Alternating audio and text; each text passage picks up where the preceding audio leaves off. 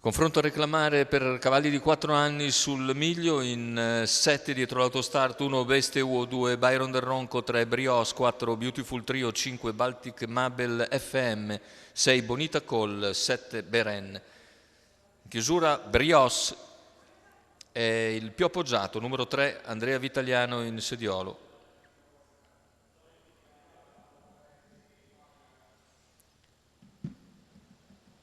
Macchina che stacca con Byron del Ronco che conquista la testa, Brios lo attacca subito all'esterno, parte discretamente anche Bonita Call ma rimane in mezzo alla pista per il momento. Intanto Brios va ad attaccare con decisione Byron del Ronco che non si oppone, passa Brios e in meno di 200 metri è leader.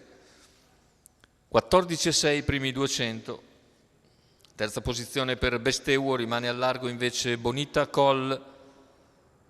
Dopo i primi 300 metri di gara, andatura rallenta e ora Brios completa i 400 in 36.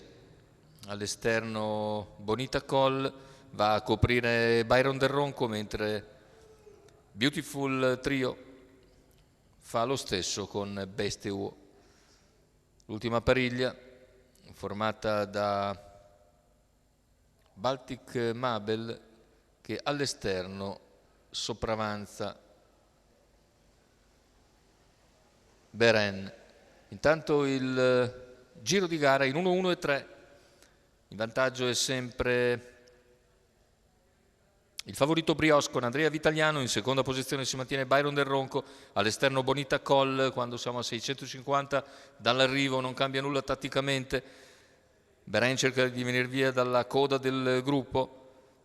Intanto i primi due prendono vantaggio e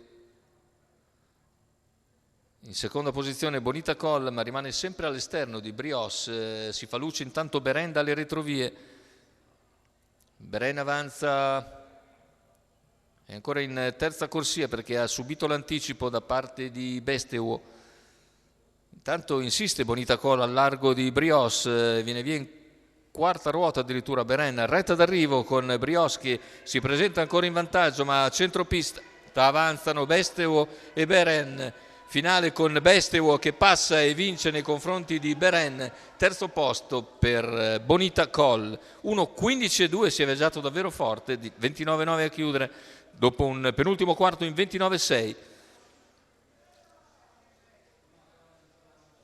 Andiamo a rivedere l'arrivo, vedete in difficoltà Brios, lo scatto di Besteuo e Paolo Scamardella che nel finale controllano tutti i tentativi di Beren che partiva da troppo lontano. Finisce comunque fortissimo Beren ed è secondo, mentre per il terzo Bonita Call ha ragione di Brios che cala nettamente alla distanza.